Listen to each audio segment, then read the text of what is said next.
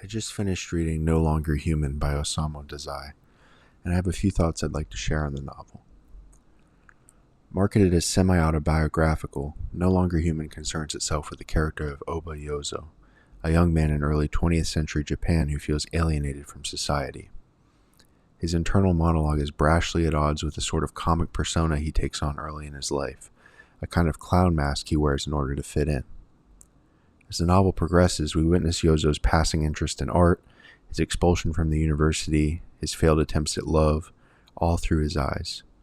It's not until the end of the novel that we are able to wrench ourselves free of Yozo's jaded perspective and see him from the outside, deeply flawed and hopelessly alone. I was particularly fascinated with Yozo's clown persona, the mask he wears in order to disguise his inner disdain for humanity. I saw parts of myself in his attempts at humor, his need to please people he doesn't fully understand. I think a lot of people can relate to this, if they are honest. Being truly yourself, maskless and bare, is a difficult thing. No Longer Human is a disturbing book.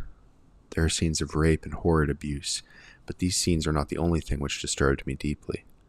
Underneath it all, there is an aching desperation. Yozo simultaneously wants and fears to be truly seen. A prime example is given early on in the book. Yozo is on the playground trying to be funny by purposely falling.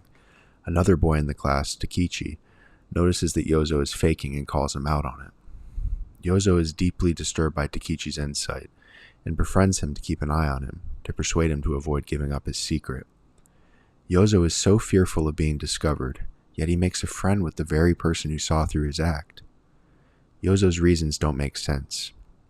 I argued that he so yearns to be accepted in his true form, he comes to love anyone who perceives him for what he is, a deeply flawed and hopeless individual.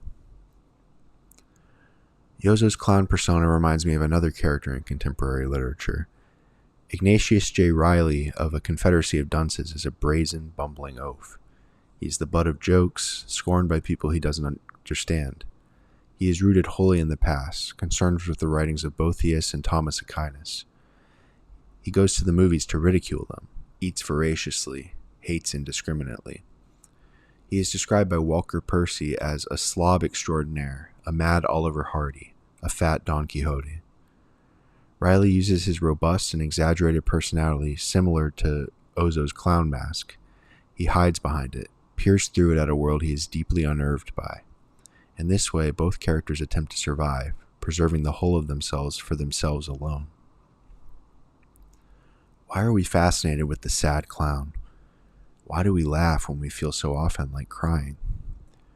I want to give another example, this time from modern media. Bo Burnham's Inside is a film about loneliness, isolation, depression. It is also extremely funny. We get a Burnham comedy special with all the trappings, silly songs, satirical skits, punchy one-liners, all while feeling like our hearts are being wrenched out of our chests. Are the tears we cry from joy or from something deeper? I come away from this movie feeling as though I have stepped into a role I was not wholly prepared for, forced to inhabit a character I do not know. Burnham combines humor with an intense dolefulness, satire with sincerity, logic with madness. Inside feels like Burnham pulling down his mask, revealing the truth at any cost, even if that cost is his own sanity. The sad clown is not new. We observe the jester in King Lear, who uses his sharp wit to obscure his unrelenting loyalty to the king. We see it also in Leoncavallo's opera Pagliacci. A famous line from the opera is "Vesti la giubba," put on the costume. The clown Canio must perform despite harboring a severely broken heart. For some reason, I find that a sadness obscured by laughter is the worst sort. We laugh to keep from crying, and by the time the laughter is finished, the tears have dried, but they are not gone.